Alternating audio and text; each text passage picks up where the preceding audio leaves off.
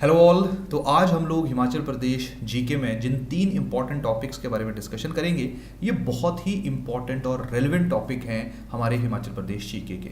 क्योंकि अगर मैं बात करूं, जैसे पहले टॉपिक है जिसको हम डिस्कस करेंगे, that is the Himachal Pradesh public service guarantee act 2011। इसके ऊपर एक बार 20 नंबर का सवाल पूछा गया है। सेकेंड हम लोग डिस्कस करेंगे राइट टू इन्फॉर्मेशन एक्ट 2005 इन हिमाचल प्रदेश, इसके ऊपर भी क्वेश्चन पूछा गया है।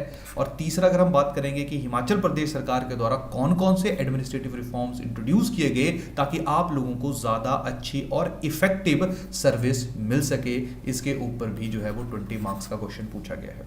तो हम लोग इन तीनों टॉपिक्स को जो थोड़ा डिटेल में डिस्कस करने की कोशिश करेंगे और उसके साथ साथ आप लोग हैंडआउट्स को भी रीड करोगे। अब यहाँ पे एक चीज मैं आप लोगों के साथ थोड़ा सा डिस्कस कर लेता हूँ। देखो, अगर मैं प्रीवियस ईयर्स की बात करता हूँ, तो जैसे फॉर एग्जांपल अगर मैं प्रीवियस ईयर क्वेश्चंस की बात करूंगा, तो अभी हम लोगों ने जो यूनिट 1 का सब यूनिट 3 था, यानी कि जहां पे हिमाचल प्रदेश की पॉलिटी के बारे में हमें पता होना चाहिए था, उसको हम लोगों ने कंप्लीट कर लिया। आज से हम लोग हिमाचल प्रदेश के अंदर गवर्नेंस के बारे में डिस्कशन कर रहे हैं कि हिमाचल प्रदेश के अंदर गवर्नेंस किस तरह से हो रही है, यानी कि सरकार जो है वो किस तरह से काम कर रही है, किस तरह से गुड गवर्नेंस को इंट्रोड्यूस करने की हमारे प्रदेश के अंदर कोशिश की जा रही है। तो आज से हम लोग यूनिट 2 की शुरुआत कर रहे हैं और यूनिट 2 का जो सब यूनिट 3 है, जैसे हम लोगों ने देखा भी था कि हर यूनिट का जो थर्ड पार्ट है वो हिमाचल प्रदेश जीके का है। तो आज से हम लोग यूनिट 3 की शुरुआत कर रहे हैं, यूनिट या सब यूनिट 3 की शुरुआत कर रहे हैं, जो कि यूनिट 2 का हिस्सा है। क्लियर? तो जैसे ही हमारे ये दोनों यूनिट्स खत्म होंगे, उसके बाद एक स्पेशल लेक्चर में रखूंगा जहां पे प्रीवियस ईयर क्वेश्चंस के ऊपर डिस्कशन की जाएगी, ताकि आप लोगों को थोड़ा सा आइडिया मिले। वैसे मैंने लास्ट लेक्चर में कहा था कि आज हम डिस्कस करेंगे, लेकिन मैंने सोचा कि इसको एक बार कंप्लीट कर लेते हैं ताकि आप लोगों को प्रॉपर जो आपका पर्सपेक्टिव है एग्जाम पॉइंट ऑफ व्यू से वो डेवलप हो जाए, और उसके बाद हम प्रीवियस क्वेश्चंस के ऊपर एक अलग से लेक्चर भी रख सकते हैं। क्लियर? तो चलिए सबसे पहले जो आज का हमारा टॉपिक है उसको डिस्कस करते हैं।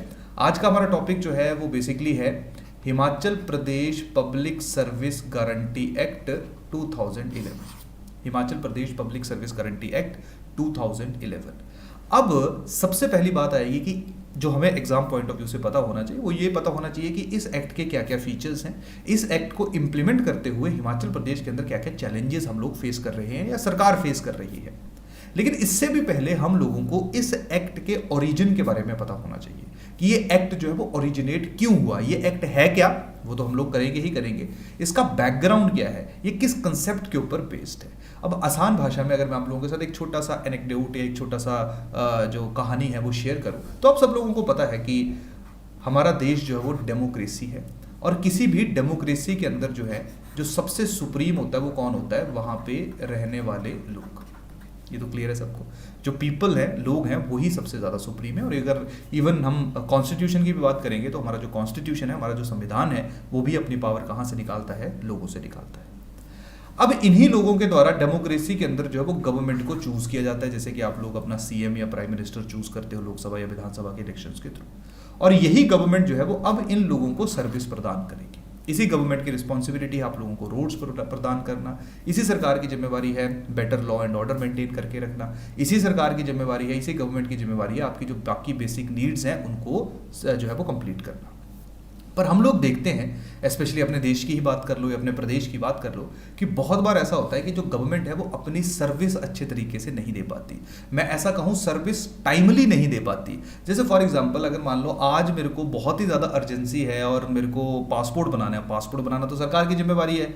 अगर मेरा पासपोर्ट ना बना तो हो सकता है कि मेरी कहीं बाहर की जॉब जो है वो खत्म हो जाए, या ऐसा भी हो सकता है कि मेरे पास राशन कार्ड नहीं है और उसके साथ साथ मेरे पास कुछ खाने को भी नहीं है, मेरे पास पैसा भी नहीं है और मेरे पास राशन कार्ड भी नहीं है। अब मैं राशन कार्ड बनवाने जाऊं, हो सकता है उस राशन कार्ड को बनवाने के लिए मेरे से पैसे मांगे जाएं, या वो राशन कार्ड जिसकी जरूरत मेरे को आ जाए या 10 दिन के अंदर अंदर मेरे को राशन कार्ड मिल जाए, या कि जितना जल्दी हो सकता है मेरे को राशन कार्ड मिल जाए, वो राशन कार्ड मेरे को 1 साल के बाद मिल रहा है, तो उस सर्विस का फायदा ही क्या है। तो यही कारण है कि जो लोग हैं डेमोक्रेसी के अंदर, उन्होंने डिमांड रेज करनी शुरू कर दी थी कि ये हमारा अधिकार है, ये हमारा राइट है, that is right to service, जहां पे सरकार की जिम्मेवारी है हमें टाइमली सर्विस प्रदान करना। और यही टाइमली सर्विस प्रदान करने के लिए एक स्टिपुलेटेड टाइम पीरियड के अंदर लोगों को सर्विस प्रदान करने के लिए हमारे देश के अंदर अलग अलग राज्य के द्वारा, अलग अलग स्टेट के द्वारा कानून पास किए गए हैं। जिनमें सबसे पहली जो स्टेट थी, सबसे पहला जो राज्य था, उसका नाम था मध्य प्रदेश। और इसी तरह से धीरे धीरे बाकी राज्यों ने, बाकी स्टेट्स ने भी पब्लिक सर्विस गारंटी के ऊपर या राइट टू सर्विस के ऊपर मल्टीपल एक्ट्स पास किए, और उसी तरह से 2011 में हिमाचल प्रदेश सरकार के द्वारा इस स्पेसिफिक एक्ट को पास किया गया। तो ये है आपका राइट टू सर्विस को इंप्लीमेंट करने के लिए हमारे देश में अलग अलग स्टैट्यूटरी प्रोविजंस, यानी कि हमारे देश के अंदर अलग अलग राज्यों के द्वारा पास किए हुए कानून। क्लियर? तो आप लोग एक चीज समझ लीजिए, जो एक्ट है उसको बनाने की पावर किसके पास होती है? तो पार्लियामेंट के पास होती है, यूनियन पार्लियामेंट के पास, या लेजिस्लेचर के पास होती है, जो स्टेट लेजिस्लेचर होता है, जो स्टेट की विधानसभा होती है, विधान परिषद जहां पे भी है। क्लियर? तो इस तरह से जो लेजिस्लेचर है, चाहे पार्लियामेंट है या स्टेट लेजिस्लेचर है, वो कानून पास करता है। तो right to service, union parliament के द्वारा तो राइट टू सर्विस के लिए कोई कानून नहीं पास किया गया है। वो सारी जिम्मेवारी दी गई है राज्यों को, जो स्टेट की लेजिस्लेटिव असेंबलीज है। तो उसी जिम्मेवारी को पूरा करते हुए हिमाचल प्रदेश की लेजिस्लेटिव असेंबली ने Himachal Pradesh public service guarantee act को पास किया है। तो आई होप आप लोगों को थोड़ा सा कंसेप्ट का जो है वो आइडिया लग गया होगा। तो अगर हम राइट टू सर्विस की बात करें, तो राइट टू सर्विस का मतलब क्या है कि टाइम बाउंड डिलीवरी होनी चाहिए, यानी कि एक स्पेसिफिक टाइम पीरियड के अंदर अंदर लोगों को सर्विस प्रदान करनी चाहिए। और यही एक ऐसा तरीका है, जैसे फॉर एग्जांपल होता क्या था कि मान लो अगर आपने जो राशन कार्ड बनवाना है, या आपने अभी चलो आधार कार्ड तो वैसे भी डिजिटलाइज्ड है, तो राशन कार्ड बनाने के लिए जो है वो आपको जो सेक्रेटरी होगा उसके ऊपर डिपेंडेंट होना पड़ेगा, उसकी हाथ पांव जोड़ने पड़ेंगे। उसमें बहुत बार ऐसा देखा गया है कि पैसे खाए जाते हैं, यानी कि करप्शन जो है वो बहुत ज़्यादा हम लोगों को देखने को मिलती है। क्लियर? तो उसी तरह की चीज़ों या इसी तरह के एस्पेक्ट्स को ख़त्म करने के लिए सरकार के द्वारा या लोगों के द्वारा राइट टू सर्विस की डिमांड की गई, और यहाँ पे ऑब्लिगेशन या यहाँ पे जो रिस्पॉन्सिबिलिटी दी गई वो दी गई किसके ऊपर? स्टेट्स को। कि स्टेट्स जो है उनकी कंप्लीटली डिस्क्रिशन है, जैसे वो चाहते हैं वो राइट टू सर्विस के लिए किसी भी तरह का कानून जो है वो पास कर सकते हैं। और यहाँ पे जो राइट टू सर्विस की जिम्मेवारी है वो एक ऑफिशियल की हो जाएगी। जैसे फॉर एग्जांपल कोई भी तुम्हारा सरकारी ऑफिसर है, उसकी जिम्मेवारी फिक्स की जाएगी कि अगर राशन कार्ड प्रदान कर रहा है तो इस बंदे की जिम्मेवारी है। क्लियर? तो ये उस इंसान को जो है वो एक स्पेसिफिक टाइम पीरियड के अंदर अंदर सर्विस प्रदान करके देगा। अगर नहीं दे पाएगा, स्पेसिफिक टाइम के अंदर अंदर सर्विस प्रोवाइड नहीं कर पाएगा, तो फिर इस ऑफिशियल के खिलाफ जो है वो क्या लिया जाएगा? एक्शन लिया जाएगा। इसके खिलाफ जो है वो पेनल्टी डाली जाएगी। तो आसान भाषा में ऑफिशियल्स या जो ब्यूरोक्रेसी है उसकी अकाउंटेबिलिटी है ना, क्योंकि उनकी जिम्मेवारी है तभी वो बैठे हुए हैं, दे आर पब्लिक सर्वेंट, उनकी रिस्पॉन्सिबिलिटी है लोगों की सेवा करना। तो अगर कोई पब्लिक सर्वेंट लोगों की सेवा करने में सक्षम नहीं है या फेल हो जाता है, तो उसके खिलाफ जो वो पेनल्टी डाली जाती है। तो ये राइट टू सर्विस को इंप्लीमेंट करने के लिए अलग अलग राज्यों के द्वारा, अलग अलग स्टेट्स के द्वारा इन एक्ट्स को पास किया गया है।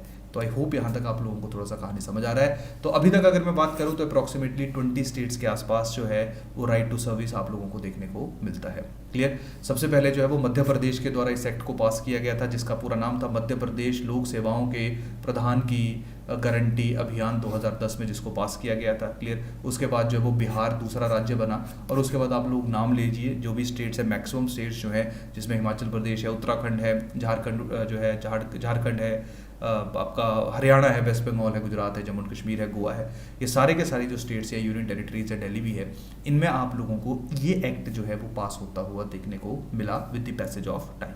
तो इसी तर्ज के ऊपर हिमाचल प्रदेश जो है उसने अपने लोगों के लिए अपने एरिया में, ध्यान रखना, जो भी किसी स्टेट के द्वारा कानून पास किया जाता है उसका जो दायरा रहता है वो उसी स्टेट के अंदर रहता है। यानी कि जो हिमाचल प्रदेश गवर्नमेंट या हिमाचल प्रदेश लेजिस्लेटिव असेंबली के द्वारा जो एक्ट पास किया गया, उसका जो प्रभार, एक तरह से इफेक्टिवनेस है, वो उसी हिमाचल प्रदेश के एरिया के अंदर रहेगी।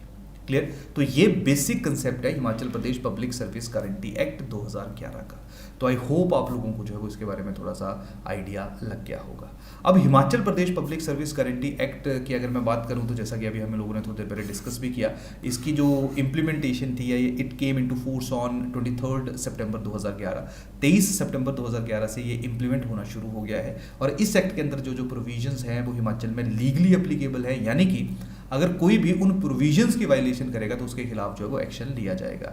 इस टाइम पे टोटल अभी 29 डिपार्टमेंट्स जो हैं वो total Himachal Pradesh public service guarantee act के अंदर जो है वो आ चुके हैं। ये आ चुके हैं का मैं मतलब बता देता हूँ कि क्या है। इसमें क्या रहता है कि जो हमारा Himachal Pradesh public service guarantee act है, यहाँ पे जितने भी हमें हिमाचल प्रदेश के अंदर डिपार्टमेंट देखने को मिलेंगे, जितने भी हिमाचल प्रदेश गवर्नमेंट के डिपार्टमेंट्स देखने को मिलेंगे, वो डिपार्टमेंट्स जो है वो खुद नोटिफिकेशन इशू करते हैं। समझ लो इसको, वो नोटिफिकेशन इशू करते हैं। जैसे फॉर एग्जांपल हमारे यहाँ पे जो डिपार्टमेंट है पब्लिक डिस्ट्रीब्यूशन का, उसने नोटिस जारी कर दिया कि अगर कोई भी राशन कार्ड लेने आएगा तो उसको हम लोग 60 दिनों के अंदर अंदर जो वो राशन कार्ड प्रदान कर देंगे।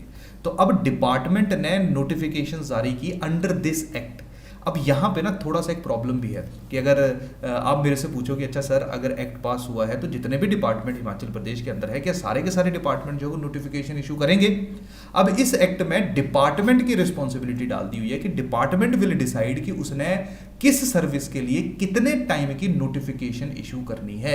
यानी कि वो राशन कार्ड के लिए 100 दिन की भी कर सकता है, 200 के भी कर सकता है, 1 साल की भी कर सकता है। तो यहाँ पे पूरे की पूरी जो जिम्मेवारी है पब्लिक सर्विस प्रदान करने की वो एक्ट ने डिपार्टमेंट के ऊपर डाल दी है। तो डिपार्टमेंट नोटिफिकेशन जारी करता है जहां पे वो बताता है कि अच्छा इस सर्विस को इतने दिनों में दे दिया जाएगा। अच्छा बर्थ सर्टिफिकेट जो वो 2 दिन के अंदर अंदर बन जाएंगे, डेथ सर्टिफिकेट जो वो 2 दिन के अंदर अंदर बन जाएंगे।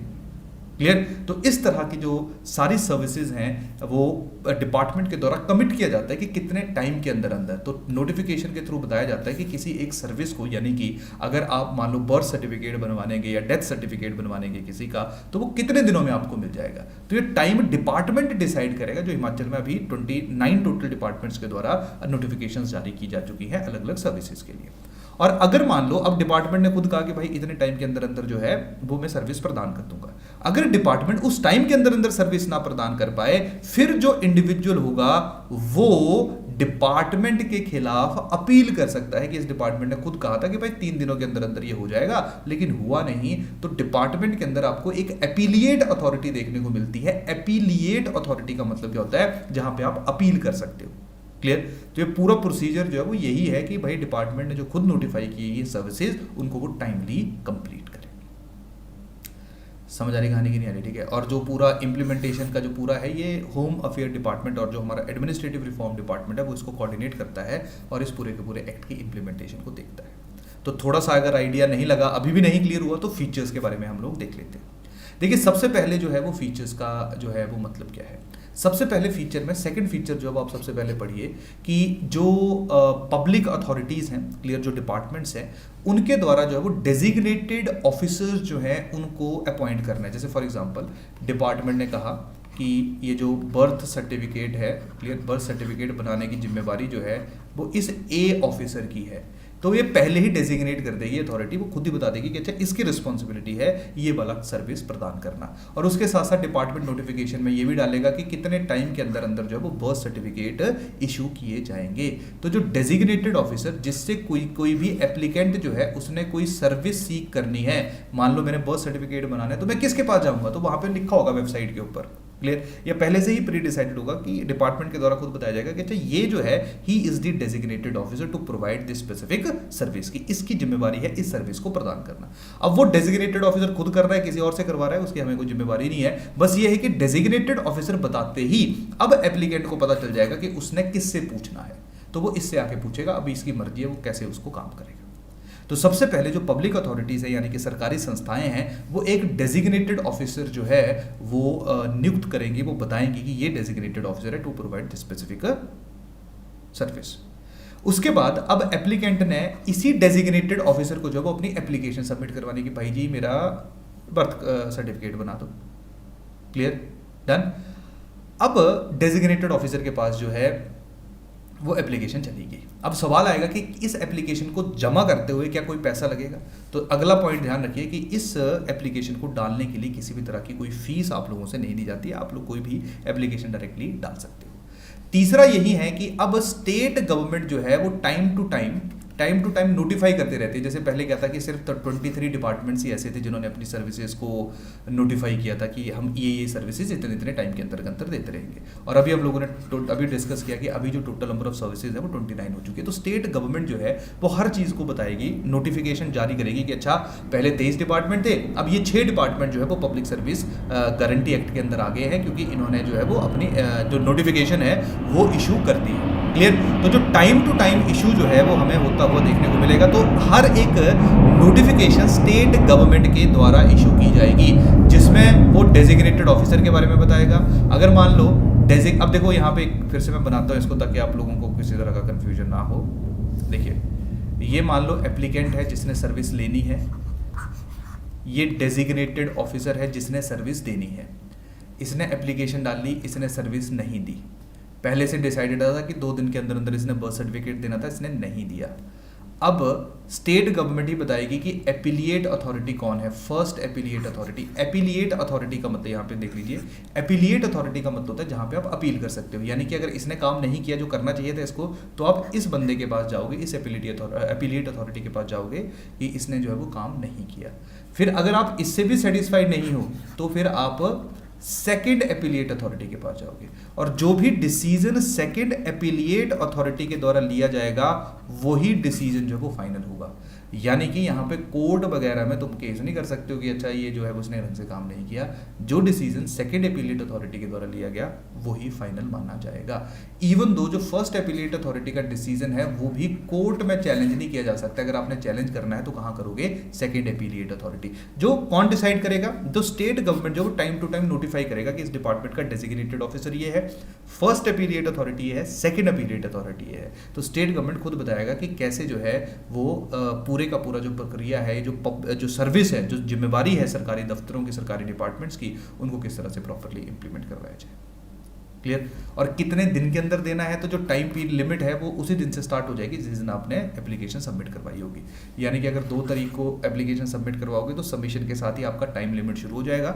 और हर एक सर्विस के लिए हर एक डिपार्टमेंट ने अलग अलग टाइम पीरियड फिक्स किया होता है, तो उतने टाइम के अंदर जो है वो आपको सर्विस मिलनी चाहिए। नहीं मिलेगी तो आपके पास एपिलिएट अथॉरिटी 1 या एपिलिएट अथॉरिटी 2 के पास जाने का बिल्कुल ऑप्शन है।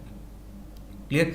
अब ध्यान रखना यहाँ पे, जिस तरह से आपके पास ऑप्शन है, यानी कि जो कॉमन मैन है, पीपल है, उसके पास ऑप्शन है डेजिग्नेटेड ऑफिसर के पास जाने का और उससे सर्विस सीख करने का, तो डेजिग्नेटेड ऑफिसर के पास भी ऑप्शन है, वो उसको रिजेक्ट भी कर सकता है या उसको वो एक्सेप्ट भी कर सकता है। तो हो सकता है कि डेजिग्नेटेड ऑफिसर बोले कि भाई ये सर्विस जो है ये इसके अंदर नहीं है।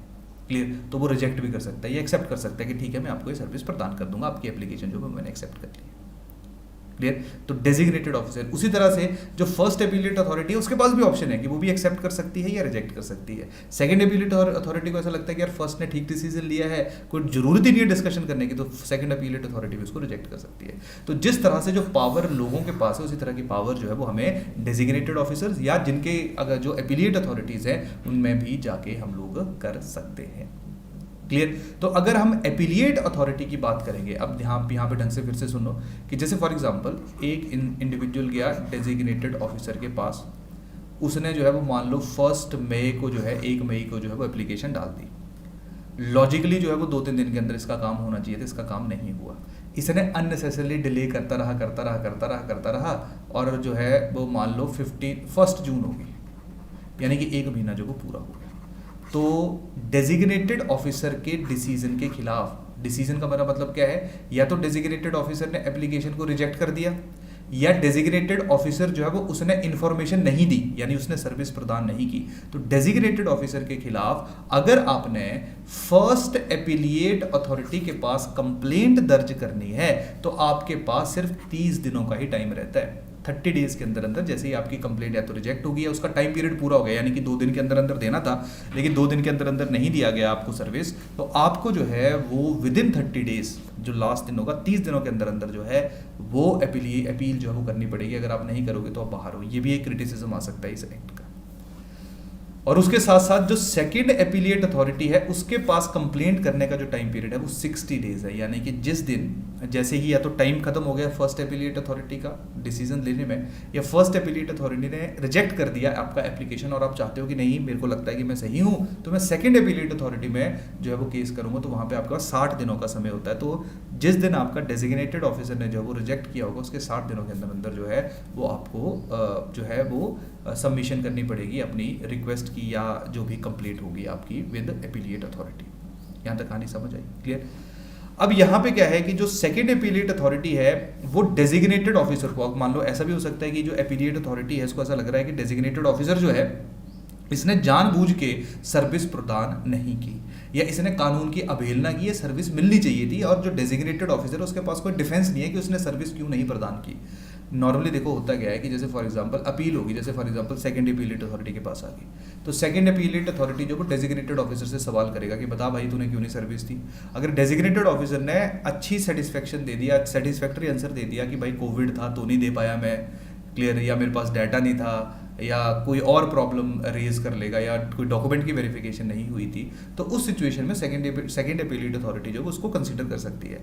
लेकिन अगर सेकंड अपीलेट या फर्स्ट अपीलेट अथॉरिटी को ऐसा लगा कि डेजिग्नेटेड ऑफिसर जो है उसने जो डिसीजन या उसने जो सर्विस नहीं प्रदान की है वो इसलिए नहीं किया क्योंकि वो काम नहीं करना चाहता था, या उसकी इग्नोरेंस की वजह से वो सर्विस नहीं मिली है एप्लीकेंट को, तो उस सिचुएशन में जो सेकेंड अपीलेट अथॉरिटी है वो डेजिग्नेटेड ऑफिसर को जो है वो 1000 रुपये तक का फाइन जो है वो डाल सकती है।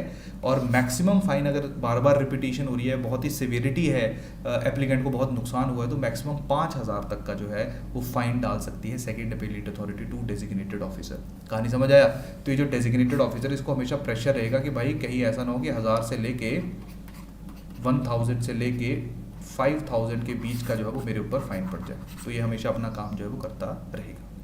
तो जैसा मैंने अभी आप लोगों के साथ डिस्कस भी किया था कि जो first and second appellate authority है उनके पास पावर ऑफ सिविल कोर्ट है। सिविल कोर्ट की पावर क्या है? डिसीजन ले सकती है, फाइन डाल सकती है जैसे जजेस डालते हैं, और उसके साथ साथ जो डेजिग्नेटेड ऑफिसर है उसको समन कर सकती है, उससे जो वो आंसर सीख कर सकती है। जो नॉर्मली जुडिशरी किसी भी एक पर्टिकुलर आर्गूमेंट, किसी भी एक पर्टिकुलर डिसीजन के ऊपर आने के लिए वो जो जुडिशरी है उसके द्वारा कहीं ना कहीं जो है वो लोगों को समन वगैरह किया जाता है। तो इस तरह की powers first and second appellate authority के पास है। यही कारण है हम उसको सिविल कोर्ट के साथ भी कर सकते हैं। मैं ऐसा कह सकता हूँ कि जो अपीलेट अथॉरिटी है उनके पास सिविल कोर्ट की पावर है।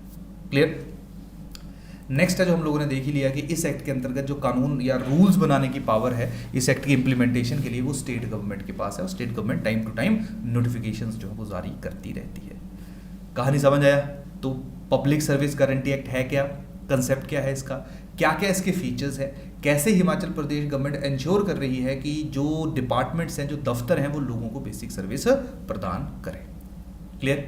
अब नेक्स्ट है कि जो चैलेंजेस हैं वो कौन कौन से चैलेंजेस इस एक्ट की इम्प्लीमेंटेशन में फेस किए जा रहे हैं। सबसे बड़ा चैलेंज क्या है? सबसे बड़ा चैलेंज यही है कि अब एक मैं आपको एग्जांपल देता हूँ कि जैसे फॉर एग्जांपल एक सरकारी गवर्नमेंट ऑफिस है ना, गवर्नमेंट ऑफिस में जो है वो लेट अस सपोज कोई एसडीओ लगा हुआ है, मान लेते हैं, क्लियर, एसडीओ लगा है या एग्जीक्यूटिव लगा हुआ है, एक्शन वगैरह लगा हुआ है। अब इसको जो है वो डेजिग्नेटेड ऑफिसर बना दिया कि भाई इसकी जिम्मेवारी है पानी से लेके बिजली से लेके जो भी प्रॉब्लम होगी इतने दिनों में उसको सॉल्व करेगा, इसकी रिस्पॉन्सिबिलिटी है। अब ये जो बेचारा ऑफिसर है ये यही काम थोड़ी ना कर रहा है, लोगों की कंप्लेंट सुनना इसका काम तो नहीं है, ये बाकी काम भी परफॉर्म कर रहा है, जो बाकी इसके डिपार्टमेंट के काम है, जो इसको रिस्पॉन्सिबिलिटीज दी गई है, ये उनको भी परफॉर्म कर रहा है। तो देर आर चांसेस कि इसको क्लियर ही ना हो कि भाई इसने कौन सा काम परफॉर्म करना है, या इस काम को, या जो कंप्लेंट से रिलेटेड काम है इसको किस तरह से एग्जीक्यूट करना है, क्योंकि ये जो डेजिग्नेटेड ऑफिसर होते हैं बहुत बार देखा गया है कि इनकी ट्रेनिंग ही नहीं है, इनको पता ही नहीं है कि इस एक्ट में है क्या, या कैसे जो है वो एप्लीकेशंस को एक्सेप्ट करना और कैसे उन एप्लीकेशंस को जो है वो आगे कैरी फॉरवर्ड करना है।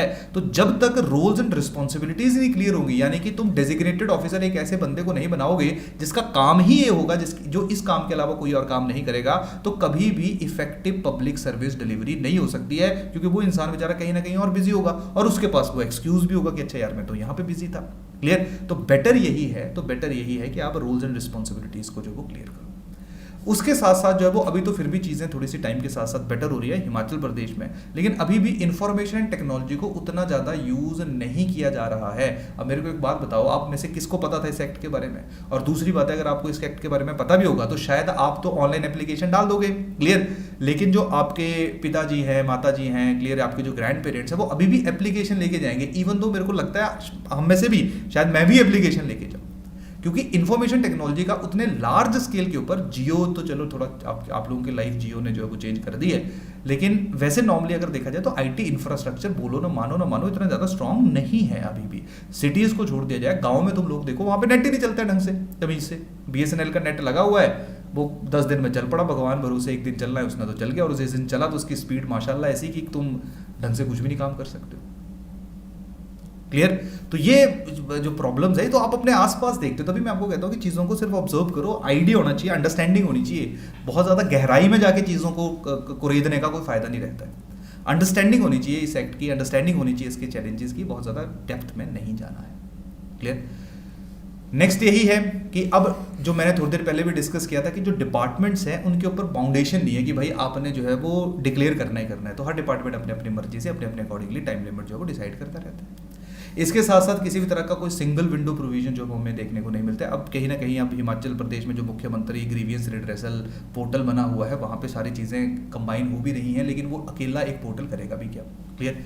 इसके साथ साथ जो है वो अभी भी जो लोग हैं, जो थोड़ी देर पहले हमने डिस्कस किया कि लोग अभी भी डॉक्यूमेंटेशन एप्लीकेशंस के लिए जो वो भागते रहते हैं, दौड़ते रहते हैं कि कभी इसके पास दे दी या कभी कंप्लीट एप्लीकेशन देनी है उस दिन जी भाई डेजिग्नेटेड ऑफिसर नहीं आया हुआ है, उसने किसी को पावर डेलीगेट नहीं किया, उस दिन कुछ और है। तो कहीं ना कहीं लोगों की जो भाग दौड़ी है उसी से ही लोग परेशान होकर जो है वो कंप्लेंट करना ही छोड़ देते हैं। अब आप खुद सोचो कि बहुत सारे लोग आप में से ऐसे होंगे जो सरकारी काम नहीं करवाना चाहेंगे। जैसे फॉर एग्जांपल हो सकता है आप में से काफ़ी लोग ऐसे हैं जो ज़मीनी जो रजिस्ट्री वगैरह होती है उसमें जान निकल जाती है। अब फिर भी थोड़ा बेटर हो रहा है, वो हम एडमिनिस्ट्रेटिव रिफॉर्म्स कौन कौन से इंट्रोड्यूस किए गए हैं उसके उसमें डिस्कस करेंगे।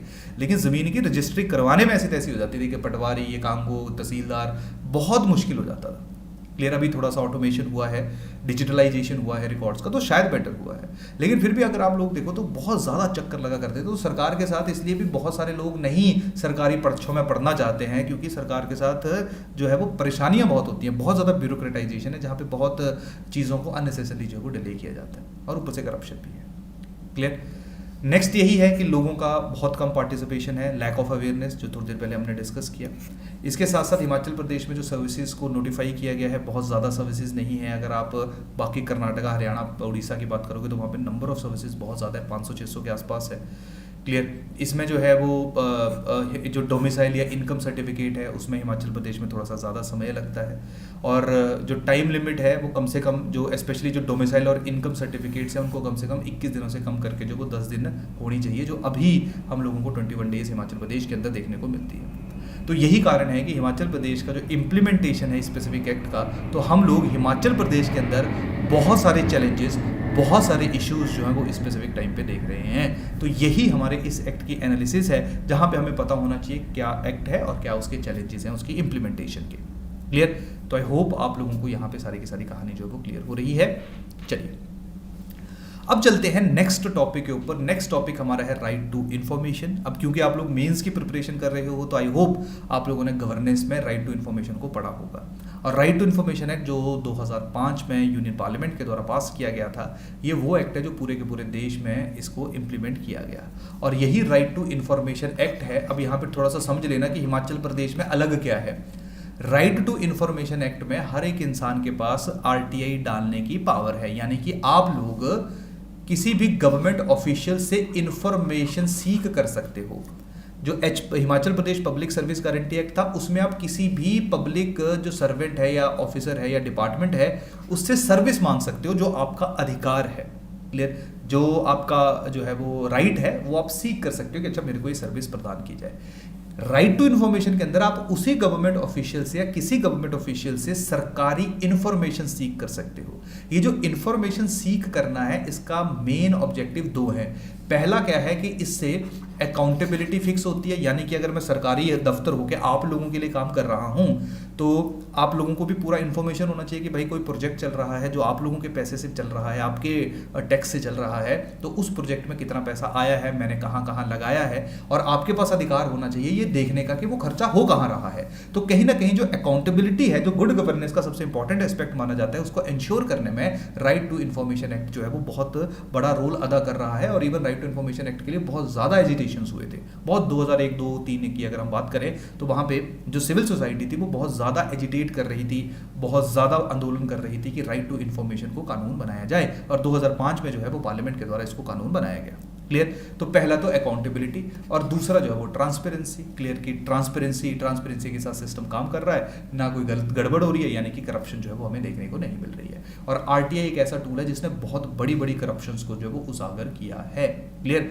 तो राइट टू इन्फॉर्मेशन की अगर हम बात करें तो जो दो इंपॉर्टेंट एस्पेक्ट है, अकाउंटेबिलिटी एंड ट्रांसपेरेंसी, उसको इंश्योर करता है। और अकाउंटेबिलिटी एंड ट्रांसपेरेंसी से क्या रहता है, ये अगर हो तो लोगों का ट्रस्ट डेमोक्रेसी के ऊपर, गवर्नमेंट के ऊपर बरकरार रहता है। नहीं तो लोगों का विश्वास खत्म हो जाएगा अगर लोगों को जिस तरह के हालात है स्पेसिफिक टाइम पे, अगर लोगों को पता ही ना चले ना कि सरकार क्या कर रही है, तो सबके दिमाग में यही बनेगा कि भाई सारे पैसे खा रहे हैं। तो बेटर यही है कि जो गवर्नमेंट कर रही है, जो गवर्नमेंट ऑफिशियल्स कर रहे हैं, वो लोगों के सामने हो, लोग कभी भी किसी भी एक सरकारी काम से रिलेटेड इंफॉर्मेशन सीख कर सके। यही कारण है जो राइट टू इंफॉर्मेशन एक्ट है इसको पार्लियामेंट के द्वारा पास किया गया था। क्लियर। अब अगला सवाल आता है कि जो राइट टू इंफॉर्मेशन एक्ट है इसके पीछे का बैकग्राउंड क्या है। देखिए इसके पीछे का बैकग्राउंड है हमारे कॉन्स्टिट्यूशन के अंदर मौजूद एक आर्टिकल 19 क्लॉज 1A। ये आर्टिकल जो है ये कहता है कि freedom of speech and expression है। अब freedom of speech and expression के अंदर जो राइट टू इन्फॉर्मेशन है उसको सुप्रीम कोर्ट की जजमेंट के accordingly right to information is a part of article 19(1)(a। इसका आर्गूमेंट ये दिया गया, इसके लिए जो केसेस हैं जैसे राजनारायण केस है या एसपी गुप्ता केस है, दिनेश त्रिवेदी केस है, इन केसेस में सुप्रीम कोर्ट की जजमेंट को अगर मैं थोड़ा सा कंक्लूड करूं तो ये है कि अगर मान लो कोई भी बोलना चाहता है, कोई भी स्पीच करना चाहता है, कोई भी कुछ कहना चाहता है, एक्सप्रेस करना चाहता है, लिखना चाहता है, तो उसके पास करेक्ट इंफॉर्मेशन होनी चाहिए तभी वो लिख सकता है। और जो करेक्ट इंफॉर्मेशन होनी चाहिए वो आपको राइट टू इंफॉर्मेशन का अधिकार देता है। तो डायरेक्टली यानी एक्सप्लिसिटली कॉन्स्टिट्यूशन के अंदर राइट टू इंफॉर्मेशन को फंडामेंटल राइट के ऊपर में नहीं लिखा गया है या फंडामेंटल राइट के रूप में मेंशन नहीं किया गया है, लेकिन इम्प्लिसिटली इनडायरेक्टली सुप्रीम कोर्ट ने जजमेंट के अकॉर्डिंगली, सुप्रीम कोर्ट के वर्डिक्ट्स के अकॉर्डिंगली जो राइट टू इंफॉर्मेशन है it is a part of right to freedom of expression under article 19(1) clause से। समझ आई कहानी की नहीं आई? ठीक है।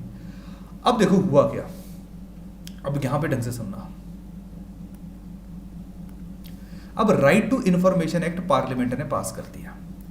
अब पार्लियामेंट ने कुछ पावर्स दी स्टेट गवर्नमेंट को कि हर एक स्टेट जो है वो डिसाइड करेगी कि उसके राज्य में आरटीआई को कैसे इंप्लीमेंट करना है। हर एक स्टेट जो है वो अपने अपने रूल्स बनाएगी। जो स्टेट इंफॉर्मेशन कमिश्नर है उसको कैसे अपॉइंट करना है, लास्ट लेक्चर में हमने एसआईसी के बारे में डिस्कस किया था, क्लियर।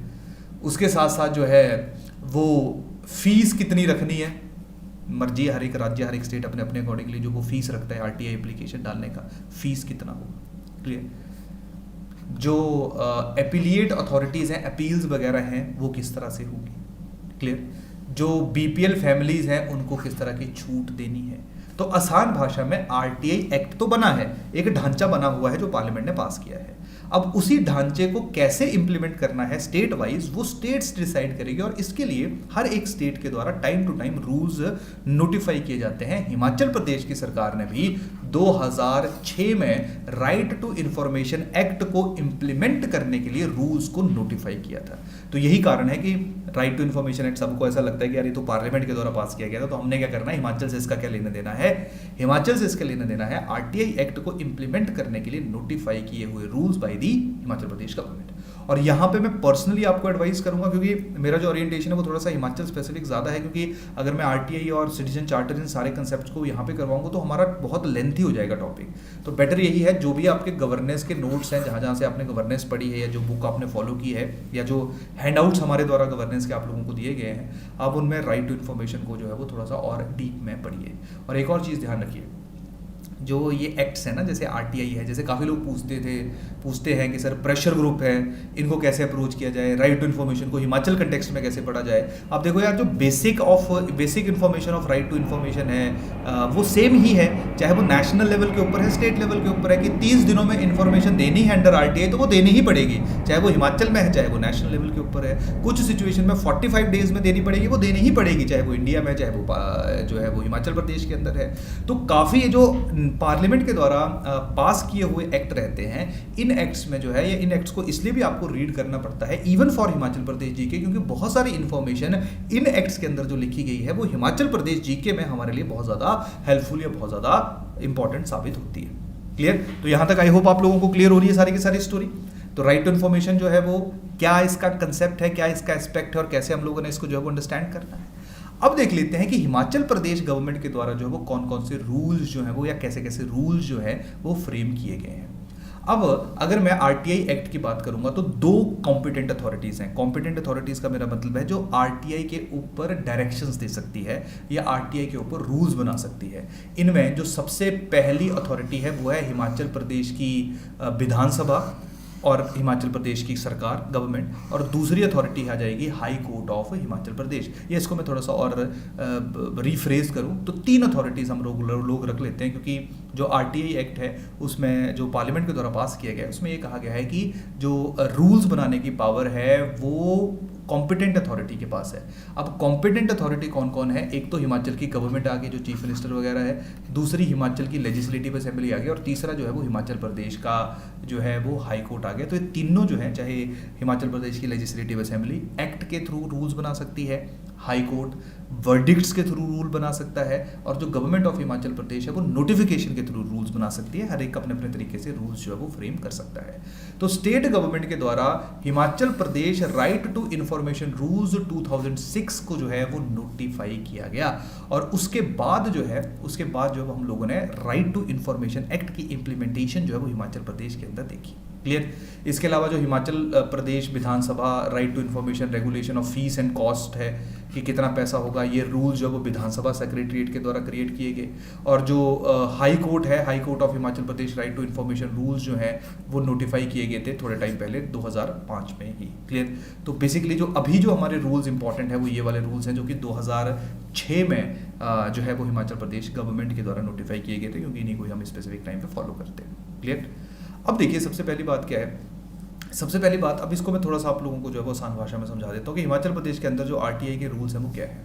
आरटीआई में क्या है, कोई भी एक इंडिविजुअल किसी भी गवर्नमेंट ऑफिशियल से, यानी कि ऑब्वियस बात है वो डेजिग्नेटेड ऑफिशियल होगा, उससे जो है वो इन्फॉर्मेशन सीख कर सकता है कि मेरे को जो है वो इसके बारे में इंफॉर्मेशन दीजिए। ये एक्सेप्ट कर सकता है, ये रिजेक्ट कर सकता है। इसके पास 30 दिनों का टाइम होता है, कुछ केसेस में इसके पास 45 डेज का भी टाइम होता है जवाब देने का।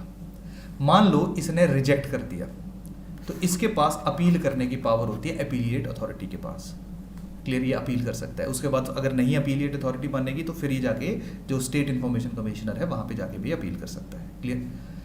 अब कहानी सिंपल सी क्या है कि ये जो गवर्नमेंट ऑफिशियल है ये किस तरह से बिहेव करेगा, किन किन इन्फॉर्मेशन को रोक सकता है, ये कुछ चीज़ें आरटीआई एक्ट के अंदर भी डाली गई हैं। जैसे ऑफिशियल सीक्रेसी एक्ट से रिलेटेड जो इन्फॉर्मेशन है वो ऑब्वियस बात है जो गवर्नमेंट ऑफिशियल्स हैं, क्योंकि उनसे एक्सपेक्ट किया जाता है कि कुछ इन्फॉर्मेशन पब्लिक डोमेन में लीक ना हो, तो वहाँ पर वो ऑफिशियल सीक्रेसी एक्ट के अंदर काफ़ी ऐसी इन्फॉर्मेशन हैं। ये क्रिटिसिज्म भी है राइट टू इन्फॉर्मेशन एक्ट का। ऑफिशियल सीक्रेसी एक्ट के अंदर काफ़ी ऐसी इन्फॉर्मेशन है जिनको जो है वो रिलीज नहीं किया जाता है अंडर आरटीआई। क्लियर? तो सबसे पहले देखिए ये जो हमारा गवर्नमेंट ऑफिशियल रहेगा ये बेसिकली जो वो पब्लिक इन्फॉर्मेशन ऑफिसर होता है। क्लियर? और इसके खिलाफ जब तुम अपील करोगे दैट इज अपीलिएट पर्सन, मतलब इसी के ही खिलाफ डिपार्टमेंट के अंदर, उसी गवर्नमेंट ऑफिस के अंदर एक अपीलिएट अथॉरिटी भी होगी जो उसके खिलाफ की कंप्लेंट को सुनेगी। फिर भी नहीं सुनेगा डिपार्टमेंट, फिर तुम लोग जो है वो स्टेट इन्फॉर्मेशन कमीशन के पास जा सकते हो। क्लियर? अब सबसे पहले जो है वो कोई भी एक इंडिविजुअल, ये हिमाचल प्रदेश की पहला रूल है जो कि फ्रेम या एपीआईओ के पास जो है वो आप लोग सबसे पहले अपनी एप्लीकेशन जो है उसको फाइल करोगे। दूसरा आ जाएगा कि फीस कितनी है। अब देखो यार हिमाचल प्रदेश के अंदर जो फीस है वो 10 रुपये की फीस है। हर एक राज्य में अलग अलग फीस है। हिमाचल प्रदेश के अंदर 10 रुपीज़ है, वैसे मेजोरिटी ऑफ स्टेट जो है वो 10 रुपया ही लेती है। लेकिन अगर सेकंड पॉइंट यही, अगर कोई बीपीएल फैमिली को है या बीपीएल फैमिली को बिलोंग करता है तो उसको फीस पे करने की जो है वो ज़रूरत नहीं है। क्लियर? और उसके साथ साथ separate application is required to be filed for seeking information in respect of each subject and in respect of each year. तो अगर मान लो आप लोगों को 2018 से रिलेटेड कोई इन्फॉर्मेशन चाहिए तो अलग एप्लीकेशन डालनी पड़ेगी। ऐसा नहीं है कि आरटीआई डाल दी कि चलो 2010 से लेके 2018 तक की जितनी भी इन्फॉर्मेशन है वो सारी की सारी हमें दे दीजिए। तो आपको हर एक स्पेसिफिक ईयर के लिए अलग से आरटीआई एप्लीकेशन जो है वो डालनी पड़ेगी। और उसमें भी जैसे फॉर एग्जाम्पल, अब ऐसा नहीं हो सकता, जैसे मैं आपको एक एग्जाम्पल देता हूँ इस लाइन का मतलब क्या है समझाने के लिए। जैसे मान लो HPPSC कमीशन के द्वारा अभी रिजल्ट जो है वो HS का रिलीज़ किया गया। नॉर्मली क्या होता था, ये मेंस के मार्क्स जो हैं वो पब्लिक डोमेन में डाला करते थे, इस बार इन्होंने नहीं डाले। तो किसी ने जो है वो RTA डाल दी कि भाई मार्क्स जो है वो रिलीज़ किया जाए। तो एक ही सब्जेक्ट है कि मेंस के मार्क्स या जो फाइनल मार्क्स हैं उनको रिलीज़ किया जाए। अब अगर किसी ने जो है वो जो सेलेक्टेड नहीं कैंडिडेट्स हैं या जो प्रीलिम्स के मार्क्स हैं अगर उनको ढूंढना है तो उसको अलग से RTA डालनी पड़ेगी। 2018 के मार्क्स चाहिए तो अलग से RTA डालनी पड़ेगी। अपने इंडिविजुअल मार्क्स देखने हैं, पेपर चेक करने हैं तो अलग से RTA डालनी पड़ेगी। यानी कि अलग अलग सब्जेक्ट के लिए आप लोगों को डिफरेंट RTA जो फाइल करनी पड़ेगी। एक ही RTA से आप मल्टीपल सब्जेक्ट्स के बारे में इंफॉर्मेशन नहीं सीख कर सकते हो। ये भी बड़ा कारण रहता है जिसके कारण RTA एप्लीकेशन जो है उनको रिजेक्ट किया जाता है। क्लियर?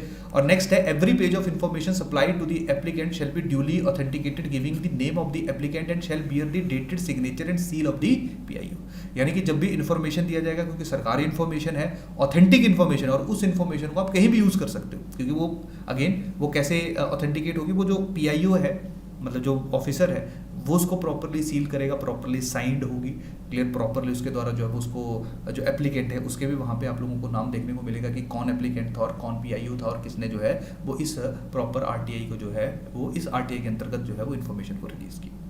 तो ये सारे के सारे जो एस्पेक्ट्स हैं वो आप लोगों को हिमाचल प्रदेश के जो रूल्स हैं उनके अंदर देखने को मिलते हैं। और जो बाकी मैं 30 दिन का पॉइंट बता रहा था, SCC के बारे में बता रहा था, ये जो राइट टू इन्फॉर्मेशन एक्ट है इसके अंदर भी इन पॉइंट्स को मेंशन किया गया है। जो हिमाचल प्रदेश सरकार के द्वारा स्पेसिफिकली मेंशन्ड रूल्स हैं वो मैंने आप लोगों के साथ डिस्कस कर लिए।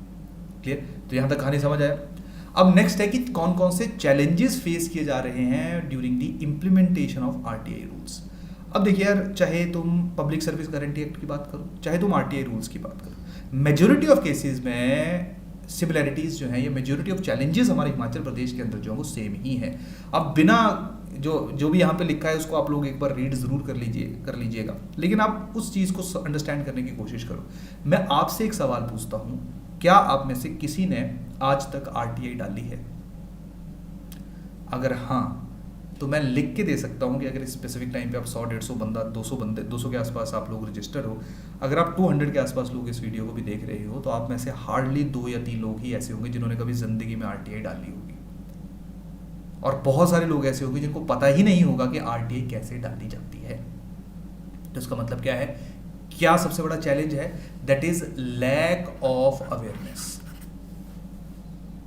लैक ऑफ अवेयरनेस एक बहुत बड़ा चैलेंज है।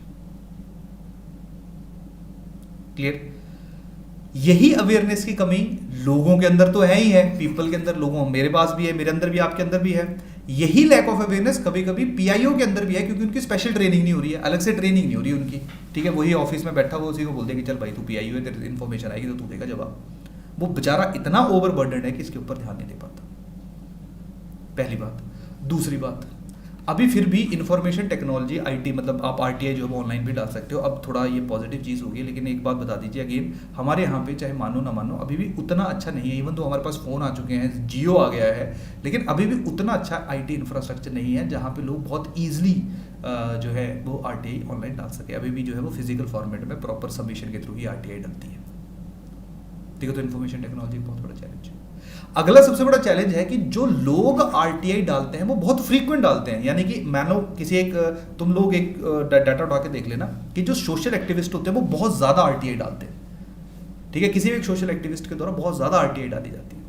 कभी कभी जो पॉलिटिकल पार्टीज के लोग होते हैं वो भी आरटीआई डालते हैं, दूसरी पॉलिटिकल पार्टी या जो उनकी कहीं ना कहीं जो दूसरे से बदला लेने की चाहत होती है उसको फुलफिल करने के लिए। और बहुत बार जो है वो सिर्फ बदले की भावना से जो है वो आरटीआई डाली जाती है, उनका कोई रेलेवेंस, उनकी कोई एसेंस जो है वो देखने को नहीं मिलती है। क्लियर, तो ये जो है वो आरटीआई जिसका पब्लिक से कोई इंटरेस्ट नहीं है, वो सिर्फ पर्सनल इंटरेस्ट के लिए डाली जा रही है, क्योंकि आप सामने वाला जो ओपोनेंट है या कोई भी पब्लिक सर्वेंट है या कोई भी पब्लिक इंडिविजुअल है उसको आप नीचे गिराना चाहते हो, इसलिए आरटीआई डल रही है। क्लियर, नेक्स्ट ये है कि जो ग्रीवियंस रिड्रेसल मैकेनिज्म है वो बहुत ज़्यादा प्रॉपर नहीं है, क्योंकि 30 दिन 45 दिन एक के पास जाओ, दूसरे के पास जाओ, तीसरे के पास जाओ। क्लियर, और नॉर्मली हम लोगों ने देखा है कि बहुत सारी आरटीआई जो है उनको कैंसिल कर दिया जाता है on the normal grounds of national security या on the special grounds of national security. Clear, and official secrecy act. Clear, सही भी है, क्योंकि नेशनल से कुछ ऐसी इन्फॉर्मेशन है जो सरकार आप लोगों को नहीं दे सकती है, लेकिन अगेन उसको एक धार बना के या उसको मैं बताऊं एक कवर बना के काफ़ी इंपॉर्टेंट इन्फॉर्मेशन जो लोगों को देनी चाहिए वो सरकार के द्वारा नहीं दी जाती। क्लियर, उसके पास साथ साथ जो इन्फॉर्मेशन कमिश्नर्स हैं उनके पास भी बहुत ज़्यादा पावर जो है वो नहीं देखने को मिली है जिसके थ्रू वो इंट्रोड्यूस करा सके या इम्पोज कर सके। जैसे इसका भी मैं आपको एग्जाम्पल देता हूँ। अब जो पॉलिटिकल पार्टीज हैं they are not under the ambit of right to information. Political parties है ही नहीं, सबसे ज़्यादा पैसा तो इनके पास ही है। जुडिशरी जो सबको बोलती है कि भाई आरटीआई के अंदर आ जाओ, जुडिशरी भी जो है वो भी आरटीआई के अंदर नहीं है। तो इससे बड़ा डबल स्टैंडर्ड्स क्या हो सकते हैं जुडिशरी के भी और पॉलिटिकल पार्टीज़ के भी, जहाँ पे सबको जा रहे हैं। पॉलिटिकल पार्टीज तो इवन पब्लिक डोमेन में ही है, पब्लिक के लिए ही काम कर रही है। तो सुप्रीम कोर्ट में भी केस पड़ा है कि पॉलिटिकल पार्टीज जो उनको आरटीआई के अंदर आना चाहिए कि नहीं आना चाहिए, लेकिन सुप्रीम कोर्ट खुद मना करता है कि वो जो है वो आरटीआई के अंदर नहीं आएंगे। क्लियर, तो बहुत हमारे देश में बहुत ब्यूटी है, मतलब कोई ना कोई झोल चला रहता है। क्लियर, इसके साथ साथ जो है वो डिले अगर होगा तो कॉम्पनसेशन डाली जाती है, जो पीआईओ होता है, पब्लिक इन्फॉर्मेशन ऑफिसर होता है। लेकिन अगेन जो इंडिविजुअल जिसको जो इन्फॉर्मेशन चाहिए उसका जो डैमेज हो गया उस लैक ऑफ इन्फॉर्मेशन के कारण, या एक कम्युनिटी का डैमेज हो गया या प्रदेश का डैमेज होगा, उसका खामियाजा कौन जो है वो भुगतेगा। तो डिले करने के लिए सिर्फ फाइन डालना जो है वो जस्टिफाइड नहीं है। क्लियर। इसके साथ साथ जो मैंने अभी डिस्कस किया कि जो हायर लेवल ऑफ गवर्नमेंट के डिसीजंस है वो आरटीआई के थ्रू निकल ही नहीं सकते। जैसे मैंने आपको बताया ये ऑफिशियल सीक्रेसी एक्ट के अंदर जो है वो इनको डाल देते हैं। नंबर ऑफ एप्लीकेशन आरटीआई के अंदर जो वो बहुत ज़्यादा इंक्रीज होनी शुरू हो गई है, जिसके कारण जो है वो रिप्लाई करना मुश्किल हो रहा है और रिप्लाई में हमें डिले देखने को मिल रहा है। क्लियर। तो ये सारी, और उसके साथ साथ जो है वो काफ़ी ऐसे जो आरटीआई एक्टिविस्ट हैं, वैसे फॉर्चुनेटली हिमाचल प्रदेश में तो ऐसा नहीं है, लेकिन काफ़ी जगहों पे आप लोग ये देखोगे, एक जनरल एग्जांपल है, काफ़ी जगह पे आप देखोगे कि किसी आरटीआई एक्टिविस्ट, जैसे बिहार में किसी आरटीआई एक्टिविस्ट की मृत्यु होगी, बेंगलोर में होगी, बॉम्बे में होगी, तो बहुत सारे आरटीआई एक्टिविस्ट जो है जिन्होंने आरटीआई के चक्कर में अपनी जान गंवाई है या अपने हाथ पाँव गंवाए हैं। क्लियर। तो आप ये भी देख लो कि अगर आपके आसपास भी कोई सोशल एक्टिविस्ट है ना, जो किसी पॉलिटिकल उसके खिलाफ जो है वो आरटीआई वगैरह डाल रहा है, तो आप लोग देख लो उसके खिलाफ कोई ना कोई किसी ना किसी तरह से उसको थ्रेटन ज़रूर किया गया होगा या कोई ना कोई उसके ऊपर अटैक ज़रूर होगा। क्लियर। पर हिमाचल में ऐसा है, नॉर्मली लोग कन्फ्रंटेशन में विश्वास नहीं करते हैं तो अवॉइड करते हैं, लेकिन फिर भी ये सारे के सारे जो इन्फॉर्मेशन है वो अपने आसपास देख सकते हो, अपने आसपास जो चैलेंजेस महसूस कर सकते हो, फील कर सकते हो। क्लियर। तो ये है हमारा second topic regarding right to information act. तो आई होप आपको जो हिमाचल के कंटेक्स्ट है उसके बारे में थोड़ी सी अंडरस्टैंडिंग हुई होगी। अब हिमाचल प्रदेश ने आरटीआई एक्ट के अंतर्गत क्या क्या जो है वो मेन क्या क्या जो है वो प्रोग्रेस ली है, वो हम लोग जो है वो कहीं ना कहीं डिस्कस कर लेते हैं। क्लियर। ये जो है गलत स्लाइड है, ठीक है, मैं आपको साथ डिस्कस कर लेता हूँ हैंड आउट में उस इन्फॉर्मेशन को, जो वो आप लोग एक बार रीड कर लेना, ये पुरानी ही स्लाइड का रिपीटेशन है। देखिए प्रोग्रेस की अगर हम बात करेंगे तो सबसे बड़ी बात क्या है कि अब ऑनलाइन भी आप लोग आरटीआई डाल सकते हो। क्लियर। ये सबसे इंपॉर्टेंट चीज़ है।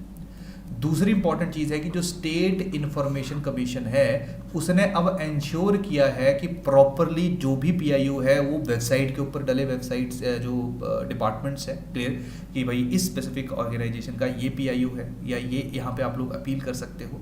और उसके साथ साथ जो है वो स्टिपुलेटेड टाइम पीरियड, यानी कि कितने दिनों के अंदर अंदर ये स्पेसिफिक इन्फॉर्मेशन जो वो दी जाएगी उन पब्लिक इन्फॉर्मेशन ऑफिसर्स के द्वारा, वो भी डिसाइड किया जाए। क्लियर। तो अब आप लोगों को कोई टेंशन नहीं है, वेबसाइट के ऊपर हर एक चीज़ देखने को मिलेगी। तीसरा, जो स्टेट इन्फॉर्मेशन कमीशन है उसने एक और इनिशिएटिव लिया है कि जो भी आरटीआई डाली जाती हैं आप आरटीआई को उसके नंबर से ऑनलाइन पोर्टल के ऊपर जाके एक्सेस कर सकते हो कि किसने आरटीआई डाली, कब डाली, क्या जवाब जो है वो कमीशन के द्वारा दिया गया। क्लियर। या ये जो आरटीआई है ये क्लोज्ड है या ओपन है। क्लियर। या इसको रिजेक्ट कर दिया गया है। तो स्टेटस ऑफ आरटीआई भी इस स्पेसिफिक टाइम पे हिमाचल प्रदेश के अंदर, ये स्टेट इन्फॉर्मेशन कमीशन के कुछ स्पेशल इनिशिएटिव्स हैं जो हिमाचल प्रदेश गवर्नमेंट ने आरटीआई एक्ट को फुली इंप्लीमेंट करने के लिए लॉन्च किया। क्लियर। तो ये हमारा आरटीआई एक्ट से रिलेटेड कुछ इंपॉर्टेंट पहलू हैं, इंपॉर्टेंट एस्पेक्ट्स हैं। अब चलते हैं हमारे लास्ट टॉपिक के ऊपर। यहाँ पे देखिए जितना इंफॉर्मेशन यहाँ पे दिया जाए इस टॉपिक में, जितना ज़्यादा मैं आप लोगों को कंटेंट दूँ उतना ही कम है। यहाँ पे कंटेंट जो कम से कम 50 पेजेस का भी हो सकता है, 1000 पेजेस का भी हो सकता है, क्योंकि ये जो एडमिनिस्ट्रेटिव रिफॉर्म्स हैं इसके लिए, एडमिनिस्ट्रेटिव रिफॉर्म्स के लिए एक कमीशन बना हुआ है। मतलब 2 बार कमीशन बना है। एक एडमिनिस्ट्रेटिव रिफॉर्म कमीशन 1 बना था 1960s में और दूसरा जो 2005 में ARC 2 बना था। तो एडमिनिस्ट्रेटिव रिफॉर्म्स की जितनी ज़्यादा मेंशन की जाए, जितनी ज़्यादा बात की जाए उतना ही कम है। लेकिन यहाँ पे हम अपने टॉपिक को जो थोड़ा सा हिमाचल प्रदेश के संदर्भ में, हिमाचल प्रदेश के कंटेक्स्ट में रिस्ट्रिक्ट कर रहे हैं। तो यहाँ पे हम लोगों ने देखना है कि हिमाचल, क्योंकि ये 20 नंबर के ऊपर भी पूछा गया एक बार कि हिमाचल प्रदेश सरकार के द्वारा कौन कौन से एडमिनिस्ट्रेटिव रिफॉर्म्स जो है उनको इंट्रोड्यूस किया गया। अब एडमिनिस्ट्रेटिव रिफॉर्म्स का मतलब समझो क्या है। जैसे एक एग्जांपल देता हूँ। एडमिनिस्ट्रेटिव रिफॉर्म्स इसलिए इंट्रोड्यूस किए जाते हैं ताकि जो पब्लिक सर्विस डिलीवरी है, ताकि जो पब्लिक सर्विस डिलीवरी है वो फास्ट हो सके। फास्ट होने का मतलब क्या रहता है, वो जल्दी हो सके, क्विक हो सके और ज़्यादा से ज़्यादा लोगों की नीड को केटर कर सके। जैसे मैं आपको एक एग्जांपल देता हूँ। मान लो पुलिस ने एक नाका लगाया हुआ है, ठीक है, पुलिस ने नाका लगाया, यहाँ पे गाड़ियाँ चल रही हैं। पुलिस नाके के ऊपर हर एक का जो है वो लाइसेंस चेक कर रही है उसके बटुए से निकाल के। आजकल कोविड का दौर है, तो ऑब्वियसली बात है किसी भी चीज़ को टच करने से पहले वो भी 1000 बार सोचेंगे। क्लियर। अब यहाँ पे पुलिस गाड़ी रोक रही है, लाइसेंस चेक कर रही है, क्लियर, और उसके बाद जो है वो उस गाड़ी वाले को आगे जाने दे रही है। तो उससे क्या हो रहा है, जो बाकी लोग आ रहे हैं वो धीरे धीरे यहाँ पे सबका जमावड़ा लग गया है, रुक गए हैं। ऐसा इमेजिन करो कि हिमाचल का बॉर्डर है जहाँ पे एंट्री हो रही है, चेक हो रहा है सब कुछ। अब कोविड के दौर पे जहाँ पे कागज निकाला जा रहा है, कईयों का लाइसेंस नहीं मिल रहा है, कईयों ने पता नहीं कहाँ रखा हुआ है, क्लियर, कईयों के पास है लेकिन वो घर भूल गए हुए हैं, या किसी ने बैग में रखा है, वो गाड़ी की डिक्की खोल के बैग में से निकाल रहा है। तो हो क्या रहा है, यहाँ पे अननेसेसरली जो है वो डिले हो रहा है, डिले हो रहा है जिसके कारण लोगों को परेशानी हो रही है। तो यहाँ पे बेटर यही है कि क्यों ना कोई एक ऐसा ऑप्शन इंट्रोड्यूस किया जाए जिससे लोगों को फिजिकली अपने लाइसेंस को कैरी करने की जरूरत ही ना हो। तो इसके लिए जो है वो सरकार के द्वारा, यूनियन गवर्नमेंट के द्वारा जो है वो एक लॉकर बनाया गया जिसको डिजी लॉकर कहा जाता है। अब डिजी लॉकर का फायदा क्या है, डिजी लॉकर का फायदा क्या है कि अपने फोन के अंदर ही आपने बताना है कि देखो ये मेरा डिजी लॉकर ये है, ये देखो मेरा लाइसेंस है। अब डिजी लॉकर के अंदर आपका लाइसेंस तभी आएगा अगर प्रॉपर वेरिफिकेशन डिजी लॉकर के थ्रू आपने घर बैठ के की होगी, तभी पता चलेगा कि तभी अपलोड होगा, तभी वहाँ पे आपके लाइसेंस का जो वो ऑटोमेटिकली जो है वो नंबर आ जाएगा। तो वहाँ पे पुलिस वाले को लग जाएगा पता कि भाई ठीक है ये बंदा सही है। तो सिर्फ आपने फोन दिखाना है, फोन दिखाते दिखाते एक एक करके सारे के सारे लोग निकल रहे हैं। तो हुआ क्या कि डिजी लॉकर के इंट्रोड्यूस होते ही तुम्हारी जो पब्लिक सर्विस डिलीवरी है वो थोड़ी सी फास्ट हुई और जो लोग हैं उनकी परेशानी कम हुई, जो कि अल्टीमेट ऑब्जेक्टिव है एडमिनिस्ट्रेशन का। क्योंकि एडमिनिस्ट्रेशन का मतलब ही होता है, एडमिनिस्ट्रेशन का मतलब होता है कि लोगों के लिए या एक कॉमन गोल को अचीव करना। अब हमारे यहाँ पे पब्लिक एडमिनिस्ट्रेशन का मतलब है लोगों के वेलफेयर के लिए काम करना, और लोगों के वेलफेयर के लिए तभी काम हो सकता है जब ज्यादा से ज्यादा लोगों को सर्विस मिले और वो भी जल्दी मिले, उनको किसी भी तरह की परेशानी का सामना ना करना पड़े। इसी तरह का एग्जांपल आप एक और ले लो कि आप लोगों की जो डॉक्यूमेंट वेरिफिकेशन होती है, तो अगर आपका डिजी लॉकर है पहले से, आपने सारे के सारे डॉक्यूमेंट जो अपलोड किए हुए, इसका मतलब है कहीं ना कहीं वो वेरीफाइड ही होंगे, क्लियर। तो उन डॉक्यूमेंट्स को कोई भी कहीं से भी जो है वो एक्सेस कर सकता है आपकी परमिशन से, और वहाँ पे उनकी वेरिफिकेशन हो सकती है। तो आपको फाइलें लेके, जो पहले जाया करते थे कि फाइलें लेके जा रहे हैं और अपने डॉक्यूमेंट को जमा करा रहे हैं, वहाँ पे जो वो वेरिफिकेशन हो रही है, उसमें अननेसेसरी डिले जो है वो आप लोगों को नहीं देखने को मिलेगा। अब आधार कार्ड है आजकल, ई आधार भी है, मतलब ज़रूरी नहीं आपके पास वो हार्ड कॉपी हो, आप लोग जो ई कॉपी है उसके साथ भी चल सकते हो, उसके साथ भी चीज़ें ले सकते हो।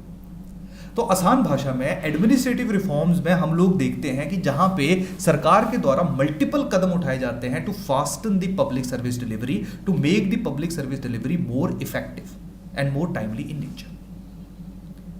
अब जैसे एक और एग्जांपल देता हूं। अब मान लो आप लोगों ने कोई भी काम करवाना है, ठीक है, कोई भी आप लोगों ने काम करवाना है, कोई कनेक्शन लगवाना है इलेक्ट्रिसिटी का, कुछ भी करना है, तो आप इलेक्ट्रिसिटी का कनेक्शन लगवाने के लिए जो है वो इलेक्ट्रिसिटी डिपार्टमेंट के दफ्तर जाओगे, वहाँ पे एप्लीकेशन दोगे। अब जिस तरह से आप गए हो सकता है उस तरह से और लोग आए हों, मान लो 50 लोग आ गए उस दिन की भाई इलेक्ट्रिसिटी का नया कनेक्शन लगवाना है, वैसे चांसेस तो कम रहेंगे पर एग्जांपल दे रहा हूँ। अब यहाँ पे लाइन लग गई बहुत लंबी, हो सकता है उसमें से 30 का नंबर है, 30 की एप्लीकेशन जो एक्सेप्ट हुई, 20 बेचारे बाहर से ही चले गए, तो फायदा तो नहीं हुआ, आपका तो पूरा दिन खराब हो गया या आपके कुछ घंटे खराब हो गए। तो इसका एक और ऑप्शन भी हो सकता था कि जो इलेक्ट्रिसिटी डिपार्टमेंट वाले लोग हैं वो खुद कहे कि हम लोगों के पास आएंगे, हम हर एक गांव में हर दिन जाएंगे, ताकि हर एक गांव का एक एक या जो गांव में बेसिक सर्विसेज की ज़रूरत है वो आप लोगों ने अगर एप्लीकेशन दी है, तो जब हम आपके गाँव मंडे को आएंगे तो आ जाओ। तो उससे क्या होगा कि एडमिनिस्ट्रेशन जब आपके पास आ गया तो अननेसेसरी जो आपका दफ्तरों के चक्कर लग रहे हैं वो कम हो गए, आपको भी परेशानी कम हुई, आपको भी फायदा हुआ, और उसके साथ साथ एडमिनिस्ट्रेशन ने अपना काम जो है वो ज़्यादा जल्दी कर लिया विदाउट एनी डिले, क्योंकि उनको पता है कि हर दिन जो है वो अलग अलग एरिया का हम लोगों ने अलग अलग दिन हमने हर एक एरिया को जो सर्विस प्रदान कर ली। तो ये कुछ ऐसे इश्यूज जो प्रॉब्लम्स आप अभी अपने आसपास देखते हो, उन सारे के सारे प्रॉब्लम्स को एड्रेस करने के लिए, जैसे मैंने थोड़ी देर पहले भी एक एग्जांपल दिया था कि हिमाचल प्रदेश के अंदर ज़मीनों का बड़ा पंगा रहता है, क्योंकि पहाड़ी इलाका है, वहाँ पे ज़मीनों को मेजर करना बहुत ही मुश्किल होता है। प्लेन एरिया में तो ठीक है ना कि यहाँ से खींच दी लाइन, यहाँ से खींच दी निकल जाता है, लेकिन पहाड़ी इलाकों में बहुत मुश्किल होता है। यही कारण हम लोग देखते हैं कि ज़मीनों के जो परेशानियाँ हैं, प्रॉब्लम है, वो बहुत ज़्यादा देखने को मिलती है। मान लो किसी की ज़मीन है, कल को बाढ़ आ गई, ज़मीन निकल गई, कहाँ है, खत्म हो गई सारी की सारी कहानी, पता नहीं लगेगा कि किसकी लैंड थी वो, या किसका जो है वो एरिया कहाँ से कहाँ निकल गया, लैंडस्लाइड हो गया। मतलब अगेन बहुत सारी प्रॉब्लम है। आई होप आप लोग इस चीज़ को महसूस भी करते होंगे और देखते भी होंगे कि हिमाचल प्रदेश के अंदर जो है वो बहुत सारे इश्यूज, बहुत ज़्यादा चैलेंजेस जैसे लैंड से रिलेटेड देखने को मिलती है। पता ही नहीं है, कागज़ घुमा दिए हुए हैं पटवारी ने रखे हुए हैं, पता नहीं कहाँ है, क्लियर। तो अब धीरे धीरे जो है वो लोगों ने गबन किए हुए हैं दूसरे की ज़मीन में। गाँव में बहुत होता है कि धीरे धीरे जो वो अपनी सरकाते रहते हैं आगे आगे, ताकि ज़्यादा लैंड जो वो आती रहे, क्लियर। तो ये जो लैंड रिकॉर्ड्स हैं, क्योंकि पहाड़ों में रखना बहुत मुश्किल होता है, क्लियर, कभी लैंड रिकॉर्ड खराब हो गए, बाढ़ में बह गया पूरा पटवार खाना, बहुत इश्यूज है। तो अब इस चीज़ को कैसे एड्रेस किया जाए कि लोग, मैं अपनी ज़मीन देख, अगर मान लो मैंने ज़मीन का कागज़ देखने हैं तो मैं कहाँ जाऊँगा, पटवारी जाऊँगा। तो क्यों ना ऐसा ऑप्शन हो कि भाई मैं ऑनलाइन ही देख पाऊँ। तो अब धीरे धीरे डिजिटलाइजेशन ऑफ लैंड रिकॉर्ड्स हो रहा है, नो डाउट ये नेशनल लेवल के ऊपर भी हो रहा है, बट हिमाचल प्रदेश ने इसके लिए स्पेशल पोर्टल, स्पेशल इनिशिएटिव्स जो है उनको लॉन्च किया हुआ है। रजिस्ट्रेशन करवाने के लिए पैर घिस जाते थे, अब कहीं ना कहीं जो है वो हिम रिस्क करके जो है उन्होंने एक पोर्टल लॉन्च किया है जहाँ पे ईजिली जो है वो आप लोग अपनी ज़मीन वगैरह की जो वो रजिस्ट्री करवा सकते हो। तो कहानी क्या है, जहाँ पे बहुत ज़्यादा समय लगता था, बहुत ज़्यादा प्रॉब्लम्स, बहुत ज़्यादा चैलेंजेस का हम लोग सामना करते थे, अब जो एडमिनिस्ट्रेशन है वो कोशिश कर रहा है कि किस तरह से आप लोगों का काम जो है वो आसान किया जाए और जो पब्लिक सर्विस डिलीवरी है उसको ज़्यादा बेटर, ज़्यादा इफेक्टिव बनाया जाए। क्लियर, कहानी समझ आया? डन। अब देखो यार, नाम बहुत ज़्यादा है, मतलब अलग अलग, मैं बहुत ज़्यादा आप लोगों को करवा रहा हूँ जो रिफॉर्म्स है, आप लोग इनमें से 8-10 याद रख लेना ताकि पेपर अगर बड़ा भी आ जाए, ठीक है, तो आप लोगों के पास जो है एग्जाम्पल्स हो। तो सबसे पहला जो एडमिनिस्ट्रेटिव रिफॉर्म्स है, जो 2018 में हमारे जो चीफ मिनिस्टर उन्होंने कहा था कि इसको लॉन्च किया जाएगा, दैट इज़ जनमंच। जनमंच का मेन ऑब्जेक्टिव क्या होगा कि यहाँ पे जितने भी पॉलिटिकल रिप्रेजेंटेटिव्स हैं और जो ब्यूरोक्रेट्स हैं वो कुछ रूरल एरियाज़ में, कुछ क्या सारे के सारे रूरल एरियाज़ में जो है, जो रिमोट एरियाज़ हैं डिस्ट्रिक्ट्स के, जहाँ से लोगों को पहुँचने में बहुत ज़्यादा टाइम लगता है, जैसे फॉर एग्जांपल अगर किसी ने डिस्ट्रिक्ट हेडक्वार्टर पहुँचना है तो कुछ तो डिस्ट्रिक्ट्स का साइज़ हमारे यहाँ पे बहुत छोटा है जहाँ पे आप इजीली डिस्ट्रिक्ट हेडक्वार्टर पहुँच सकते हो। कुछ डिस्ट्रिक्ट्स का साइज़ इतना बड़ा है, जैसे अगर मैं फॉर एग्जाम्पल मंडी की ही बात करूँगा तो आप लोग खुद सोच लीजिए कि जो करसोग वगैरह ये जो टॉप के एरियाज़ हैं वहाँ से मंडी पहुँचने में जो आपको काफ़ी समय लग जाता है। और अगर आपने कोई काम करवाना है तो आपको ये भी पता है कि सरकारी दफ्तरों में तो पता नहीं है कि भाई 1 दिन में होगा, 2 में होगा, 3 में होगा, तो आप लोग भी यही सोच के चलते हो कि चलो चलते हैं किसी रिश्तेदार के पास 4-5 दिन रह के आते हैं, क्योंकि पता तो है नहीं सरकारी काम कितने दिनों में होगा। तो इससे अननेसेसरली जो है वो पब्लिक सर्विस में डिले हो रहा है, लोगों को परेशानी होती है। आजकल तो वैसे लोगों के पास समय नहीं है।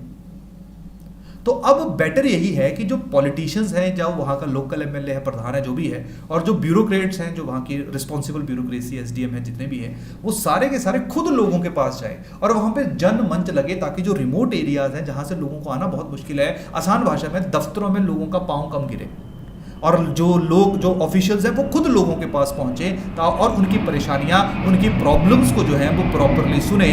यही मेन ऑब्जेक्टिव है जनमंच का। और इसमें ऑन द स्पॉट, क्योंकि यहाँ पे देखिए पॉलिटिशियंस भी होंगे जिनको लोगों ने वोट दिया होगा और ब्यूरोक्रेट्स भी होंगे जिनकी रिस्पॉन्सिबिलिटी है एडमिनिस्ट्रेशन को एफिशिएंटली और इफेक्टिवली इंप्लीमेंट करना। तो यहाँ पे पॉलिटिशियंस को से भी सवाल पूछे जाएंगे, बताओ जरा क्या हुआ, और ये भी फिर ब्यूरोक्रेट्स को प्रेशर करेंगे कि भाई जो स्पेसिफिक जो प्रोजेक्ट है, जो काम है, कोई भी है, इसको जो है जल्दी से जल्दी जो है वो सॉल्व किया जाए। और उसके साथ साथ जनमंच में आईटी जो इंफ्रास्ट्रक्चर इंफॉर्मेशन टेक्नोलॉजी का, उसको भी बिल्ड किया जाए ताकि लोग अपनी परेशानियों, उनकी अपनी ग्रीवियंसेस जो हैं वो पहले ही सबमिट करवा दें कि जैसे जनमंच लगना है तो पता हो भाई जनमंच वालों को कि क्या क्या प्रॉब्लम, क्या क्या परेशानी है जो भी स्पेसिफिक एरिया की हैं, ताकि वो कुछ सोल्यूशन भी लेके जाएं।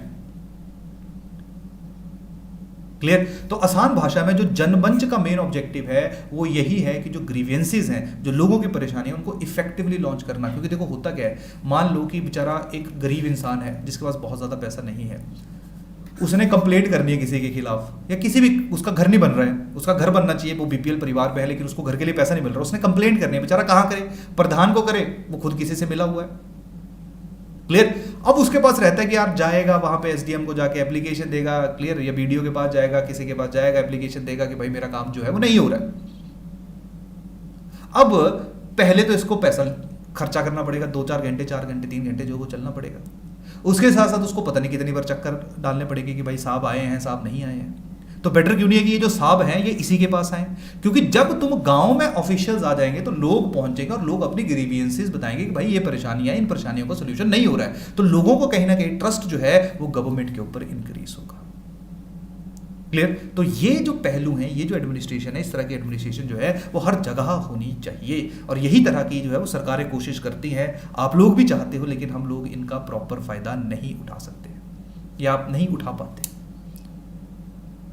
क्लियर? क्योंकि जिसके पास पैसा है, गाड़ी है, घर है, शहर में, वो तो चला जाएगा, मजे से 2-4 दिन रहेगा, आ जाएगा, लेकिन बेचारा जो गरीब है उसके पास के लिए क्या किया जाए। तो उसके लिए जो वो जनमंच जैसे इनिशिएटिव जो है वो सरकार के द्वारा लिए गए हैं। क्या? क्योंकि एडमिनिस्ट्रेशन को और ज़्यादा इफेक्टिव और एडमिनिस्ट्रेशन को और ज़्यादा बेटर करने के लिए।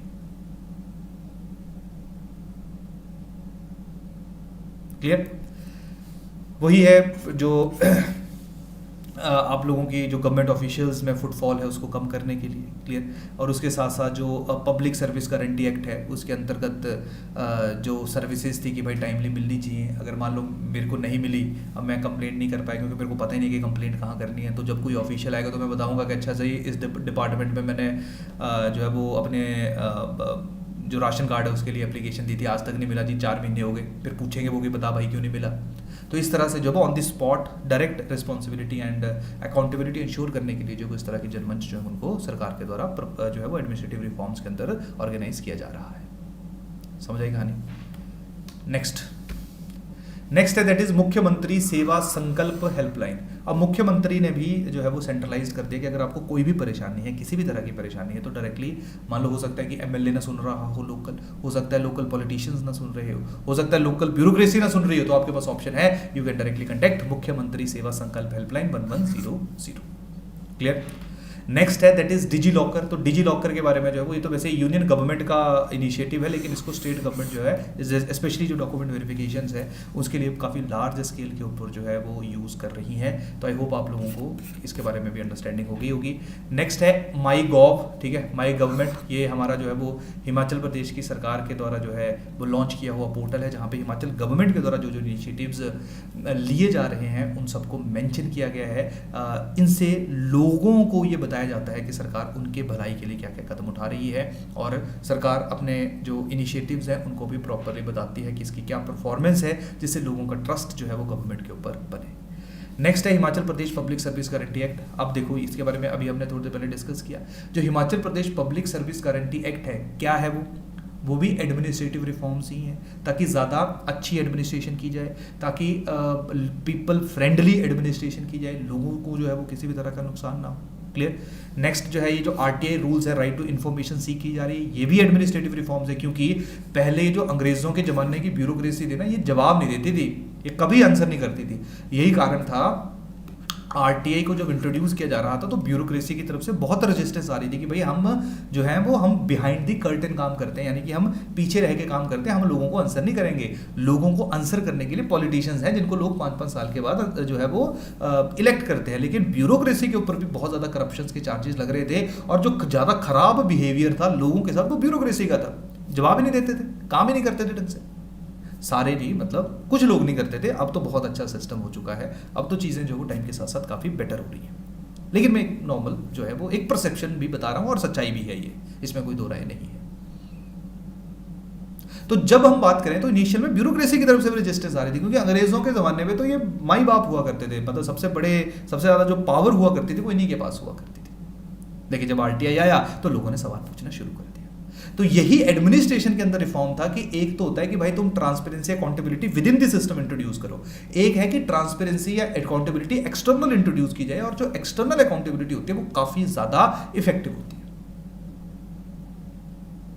क्लियर। तो यही कारण है कि हिमाचल प्रदेश के या इवन हमारे देश में, पूरे देश में भी ये जो आरटीआई है ये काफी बड़ा एक एडमिनिस्ट्रेटिव रिफॉर्म के रूप में देखा जा सकता है। तो इन दो टॉपिक जिनको हमने स्टार्टिंग में डिस्कस किया वो भी आपके एक एग्जाम्पल के रूप में। नेक्स्ट है ई डिस्ट्रिक्ट प्रोजेक्ट। अब आप खुद देख लीजिए कि मान लो हमारे पूरे हिमाचल प्रदेश की जो है वो स्टेट की बात की जाए तो हमारा पूरा स्टेट जो है वो अलग अलग डिस्ट्रिक्ट्स में जो है वो डिवाइडेड है, और नॉर्मली आप लोग जो है वो स्टेट हेडक्वार्टर तो बहुत ही कम जाते होंगे, मतलब जो सेक्रेटरीट है स्टेट का सेंटर जो शिमला में है वहाँ पे तो बहुत कम लोग जाते होंगे, मैक्सिमम जो डिस्ट्रिक्ट हेडक्वार्टर ही जाते हैं, क्योंकि आपकी काफ़ी ऐसी प्रॉब्लम्स हैं जो डिस्ट्रिक्ट हेडक्वार्टर में ही सॉल्व हो जाती है। तो कहीं ना कहीं लोगों के लिए जो मेन इंटरेक्शन का प्लेटफॉर्म है वो शिमला नहीं है, वो आपकी अपनी अपनी डिस्ट्रिक्ट के हेडक्वार्टर्स है, जहाँ पे नॉर्मली डीसी वगैरह जो वो बैठा करते हैं। तो ई डिस्ट्रिक्ट प्रोजेक्ट जो है इसका मेन ऑब्जेक्टिव यही है कि डिस्ट्रिक्ट लेवल के ऊपर जो सर्विसेज प्रोवाइड की जा सकती है या डिस्ट्रिक्ट लेवल के ऊपर जो सर्विसेज प्रोवाइड की जा रही है उनको और ज़्यादा बेटर करना। क्लियर। और उसी डिस्ट्रिक्ट में फिर तहसील लेवल के ऊपर, फिर सब डिवीजन लेवल के ऊपर, या फिर उसके बाद जो है वो ब्लॉक लेवल के ऊपर जो है वो लोगों के जो सर्विसेज हैं उनके प्रति जो है वो लोगों में अवेयरनेस जो है वो डेवलप करना, और उसके साथ साथ इसी लेवल के ऊपर यानी कि लोएस्ट लेवल के ऊपर लोगों को आसान भाषा में सर्विसेज प्रोवाइड करना, और ये सर्विसेज सारी ऊपर से लेकर नीचे तक दिख जाए, ताकि अगर कहीं भी गड़बड़ी हो रही है, कोई भी लूप होल है, तो उस लूप होल को जो है वो ईजिली रिमूव किया जा सके। और लास्ट में जो ऑब्वियसली बात है जो विलेज फ्रंट एंड से, यानी कि बिल्कुल गांव तक जाके जो है वो एडमिनिस्ट्रेशन पहुंचे, और जो काम है, जो सर्विसेज जो विलेजेस जो डिस्ट्रिक्ट एडमिनिस्ट्रेशन के द्वारा प्रोवाइड की जा रही है, उनको इंश्योर करे कि वो सर्विसेज क्या प्रॉपरली मिल रही हैं या नहीं मिल रही है। जैसे एग्जांपल दे रहा हूँ कि जैसे भाई इनकम के सर्टिफिकेट्स हैं, ये सारे डिस्ट्रिक्ट एडमिनिस्ट्रेशन ही देगा। आर्म्स लाइसेंस है, डिस्ट्रिक्ट एडमिनिस्ट्रेशन ही देगा। इशू ऑफ राशन कार्ड है, डिस्ट्रिक्ट एडमिनिस्ट्रेशन के अंदर ही है। जो भी पेंशनें पहुँचने जाती है सारी डिस्ट्रिक्ट एडमिनिस्ट्रेशन के थ्रू ही जाती है।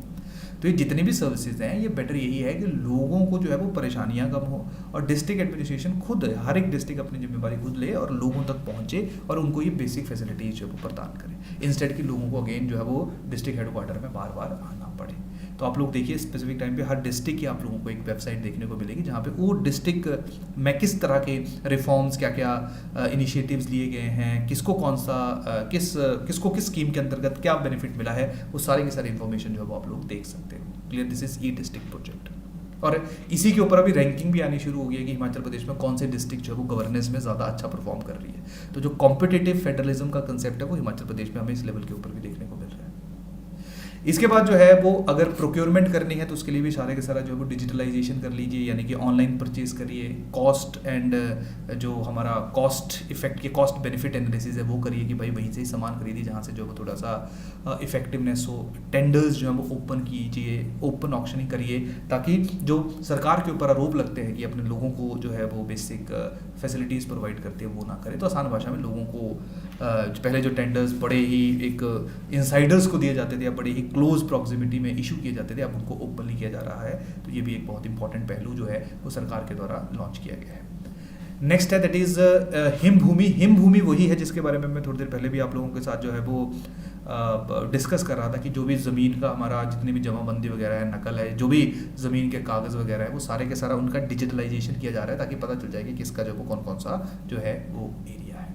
क्लियर। तो हिम भूमि जो है ये काफ़ी इम्पॉर्टेंट, जहाँ पे ऑलमोस्ट हर एक की ज़मीन जो है उसको प्रॉपरली लोकेट किया जा रहा है। क्लियर। और आप लोग ऑनलाइन भी जो है वो नकल और जमाबंदी जो है उसको जनरेट कर सकते हो। बहुत इंपॉर्टेंट है, नहीं तो नॉर्मली जो आपको पटवारी वगैरह से जो वो जनरेट करवानी पड़ सकती है। तो अभी हिम भूमि पोर्टल जो है वो आपको आसान भाषा में इट इज़ कंप्यूटराइजेशन या digitalisation of your land records. Clear. Next है हिमरिस, जो कि मैं अभी आप लोगों के साथ जो है वो बात कर रहा था कि ट्रांसपेरेंसी होनी चाहिए, आपकी जो रजिस्ट्रेशन है वो थोड़ी सी जल्दी होनी चाहिए। तो ये हिमरिस जो है ये रजिस्ट्रेशन जो है उसको उसी दिन करने की मेन कोशिश है। क्लियर। और सरकार ने जो वो अलग अलग कदम इसके लिए जो वो उठाए हैं कि जो कहीं ना कहीं जो स्पेसिफिक पहले पर्सन स्पेसिफिक इंडिविजुअल मतलब पहले आते थे ना कि अच्छा ये रजिस्ट्रेशन करनी है नहीं करनी, तो मेरे पे डिपेंडेंट होता था।